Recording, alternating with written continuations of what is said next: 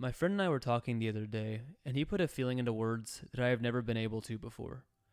We were talking about how we aren't happy with our current jobs as forever jobs, and how they feel more as placeholders to get to where we want to go eventually. Now, this is fine because we were both younger and still trying to figure out what we want to do, but we were talking about how hard it is to work on something else after getting home from a shift. He started his own business while also working another job to be able to fund it, and I wanted to try new things to find out what I like. But both of us have the same outcome of trying to get yourself to do the work and just feeling this pushback that makes it hard to even start. This is when he told me about what we now call resistance. Resistance is the refusal to accept or comply with something, or the attempt to prevent something by action or argument. This is the textbook definition of resistance, but this version of resistance is more of a direct feeling. I'm sure every single person watching this video has felt resistance at some point. I describe it as a literal feeling in your chest that pulls against you when you try to do something you know you should be doing, but it requires effort. This could be going to the gym, doing work, or anything that benefits you. There's also an opposite side where resistance pulls you into something that you know you shouldn't be doing. You have to learn to fight against resistance. Resistance is the very thing that stopped me from making this video for a while. I work night shifts, so my time away from work is split into two. So I really only have 3 hours from when I wake up than when I go to work. This makes it very difficult to fit in all of the productive habits I have before I go to work. Now, before we solve the problem that is resistance, we must first get to the root of what resistance really is, because it isn't something that just pops up without reason, and there are plenty of factors that tie into it. There's the aspect of the thing you want to do just being difficult and taking effort.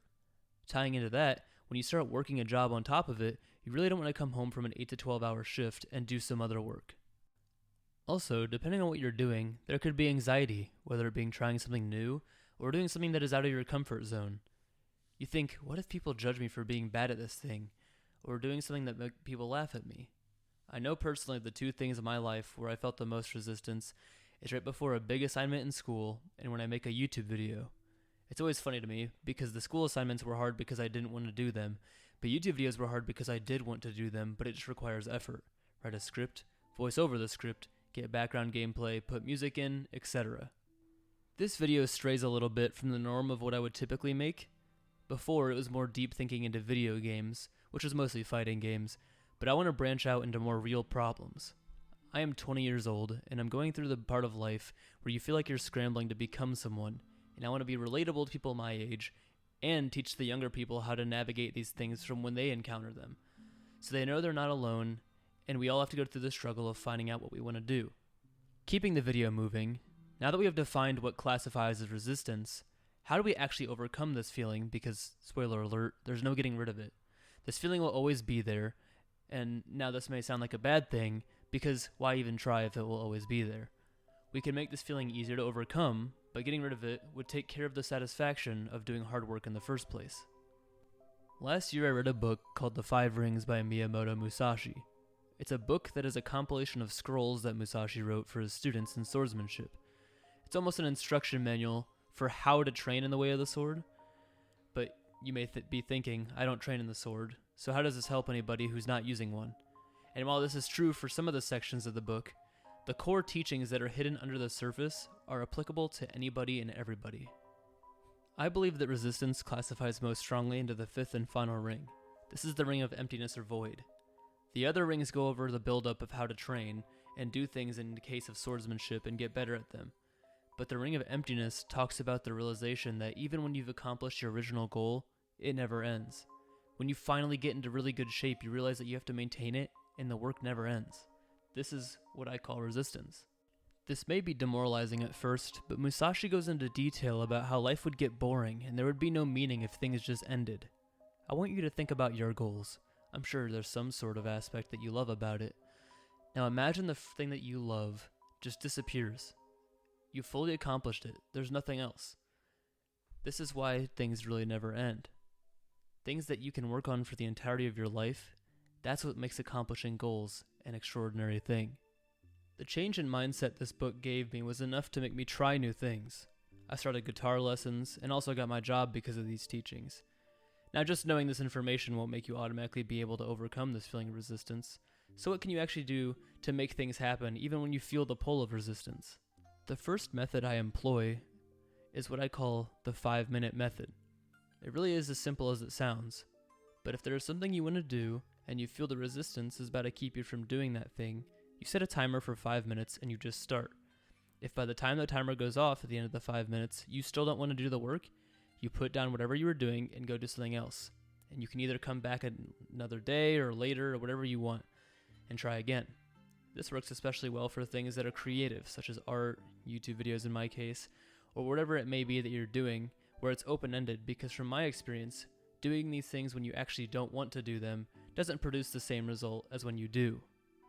Now for me, 95% of the time when that 5-minute timer ends, I want to keep working because I've already started to branch into new ideas for my script or whatever it may be. I think starting is the hardest part for most things like this. It's like when you go to the doctor as a kid or even as an adult and you have to get a shot or get your blood drawn. The anticipation always gets me super worked up for whatever it may be, and it's never as bad as I really think it's going to be. This feels weird to talk about because why would I be as anxious as when I get my blood drawn when I'm doing something that I want to do? Even the things I don't have to perform at, such as practicing my guitar or working out, for example. But the human mind tends to remember the negative aspects a lot more than the positive ones. Every time I get stuck not wanting to work out or not wanting to practice my guitar, my mind is on the fatigue you feel while lifting, or the hand pain or messing up while practicing guitar. Even though a majority of lifting and playing guitar is actually super enjoyable for me, I love the feeling of lifting something heavy and doing something difficult, or finally nailing a riff that I've been trying to learn. But it takes you actually starting to get to that point and overcome the feeling of negative aspects that come along with doing things that are difficult. Another way that I overcome the feeling of resistance was actually taught to me through an anime. This anime is Haikyuu. Now you may have seen Haikyuu, but if you haven't, you may be wondering, how does this show about volleyball teach me about things in my daily life? There are a lot of lessons in Haikyuu, and I'd recommend going to watch it because on top of all the lessons, it's a great watch. But one of my favorites is a quote from the character Asahi Azumane. He is the team's ace, and while most teams that Karasuno, the main character's team, plays against, have an ace with a ton of confidence and skill, Asahi is a timid guy who gets very anxious before the games. The main character of Haikyuu, Hinata, gets so nervous before the games that he gets sick. And before one of the games, when the entire team is feeling the pressure and is anxious, they ask Asahi how he overcomes being scared and anxious. He kind of pauses for a moment and says, "Whenever I feel anxious or nervous before a game, I think of the scariest thing that has ever happened to me, and I think, how could this moment top that?" This may not seem too extraordinary at first, but it really does work. The most anxious thing that I have ever experienced in my entire life will not be topped by anything that I try to do in my day-to-day life. Whenever I feel like something is too scary to try, I think of this quote, and how can this be scarier than what I've experienced already? This leads me to my last point of never regretting trying something. Early last year I went to Japan. It was my first trip that I've ever taken without my parents. It was just me and one of my best friends. Now, I already tend to be a pretty anxious person, but this trip was probably the most discomfort I have felt in a 2.5-week period in my entire life. This all goes to say that this trip was anything but negative. It was one of the best experiences I've ever had in my entire life, and I grew as a person throughout this trip. I realized while on this trip that doing things that scared me led to the most personal growth I have had in my life. When I got back from Japan, I was at the highest point of my life, personal growth-wise.